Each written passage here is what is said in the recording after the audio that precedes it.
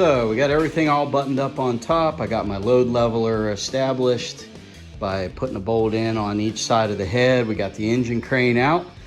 So I got a few more things to do underneath, like getting that exhaust disconnected and the cross member and a few other plugs. And I think we'll be ready to pull this thing out. So what I was working on there is I got the exhaust cut off just in front of the two catalytic converters. So one on each side of the engine there and up in there. You can see the cuts. So then I had put a jack under the transfer case to hold that weight. And I was able to drop this side of the cross member down to get the cat converters and the Y pipe and all that stuff out of the way. So I didn't have to wrestle with that. So I got everything loosened up. So now I just need to take that bolt out and we'll be able to get this cross member out of the way.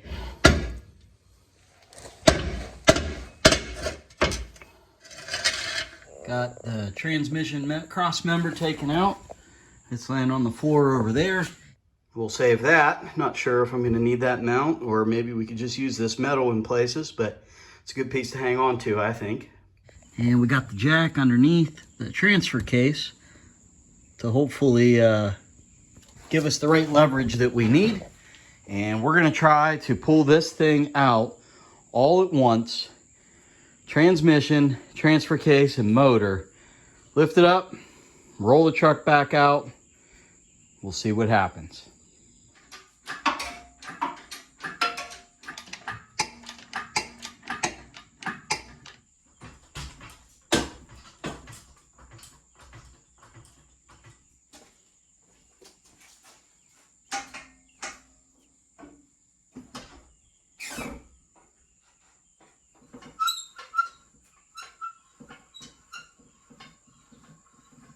Alright, so I had to take that stupid chain off of there and the load leveler off. It was hitting the cowl or whatever. So I went with a diagonal chain set up. Let's see what happens now.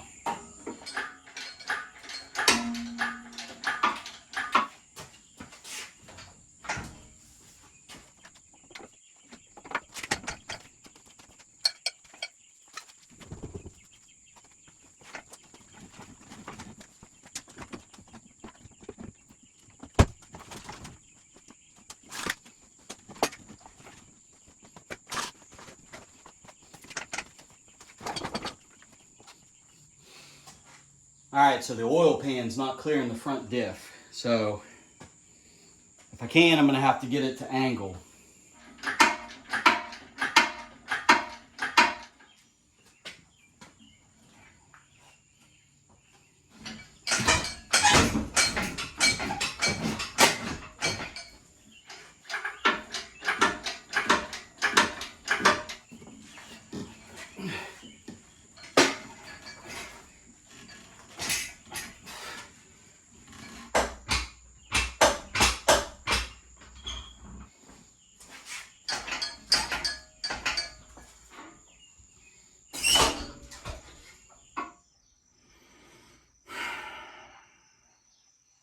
Like I said, first time doing this, so you're along for the ride, so come with me.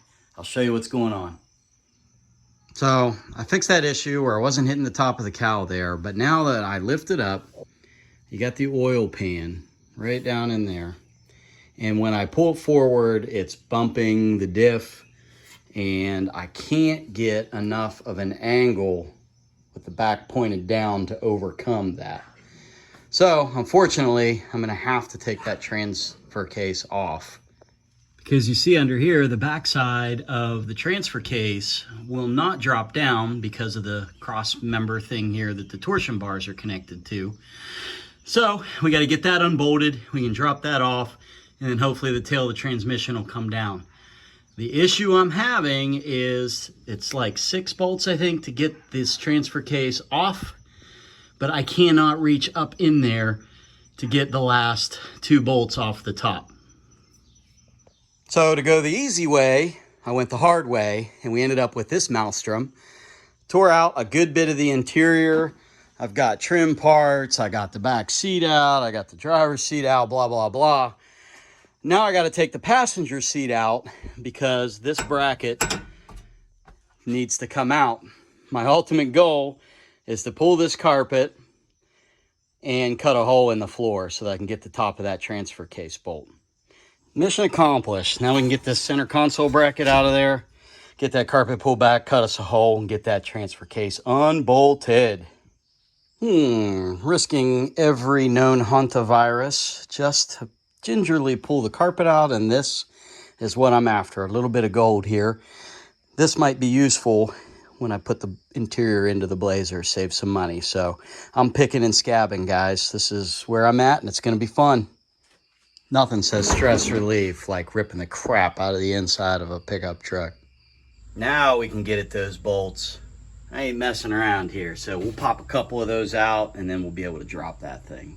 For safety reasons, I did not really want to be underneath of this thing, so to speak, by myself. So went ahead and widened out the hole, and I had to put a jack under the transmission to lift the tail of the transmission up to get this, you know, connection point out of a bind, because this is resting on this cross member. So it was open at the bottom and not at the top, and it was all bound up. So anyways, I lifted the transmission, and now it's, you know, super loose. I just eased that on out a little bit with the pry bar. So I'm gonna go ahead and probably hang a strap underneath the truck from one side to the other to kind of hold this thing up while I slide it back. And then I should be able to use that ratchet strap to just kind of lower it down in a controlled fall, so to speak. And there we go. All right, here we go again. Now I can lower that transmission down, and let's hope we can monkey this thing out of here.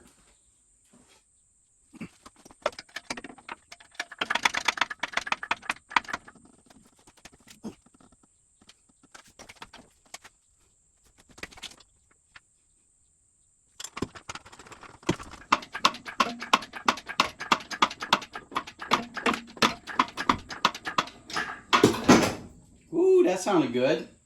All right, so that's good news. That was the bottom of the oil pan sliding up onto the top of the front diff. So that's promising. I think we can keep wedging and working and see if we can slide her on out now. What a mess. Good thing I got a bunch of kitty litter and no cats. All right, quick little update. I did have to cut these down to a little bit of a nub. As it was coming up, it was hitting on both sides right there. And you can see a little better on this side. You know, that was hitting down on that piece. So they're gone. And now it's just a matter of pulling it out, I think.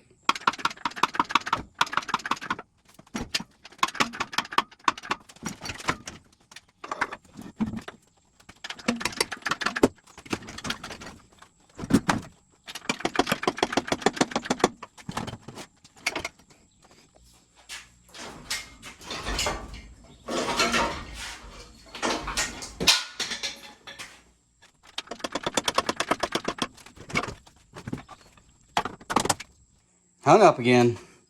So there's a line set right here. I'm gonna have to crawl under there and see if I can get it disconnected. And I gotta move my drain pan. It's going on the floor again. Okay, so those were just the fuel lines back there. Snipped them with a bolt cutter, so that's taken care of. Let's see what other hurdle we can run into here.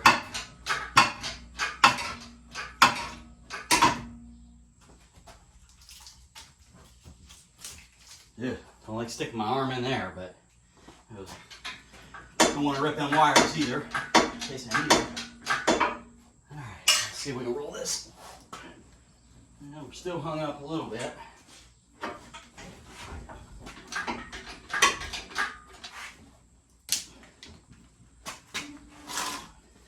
Oops, there's not a block of wood under your tire.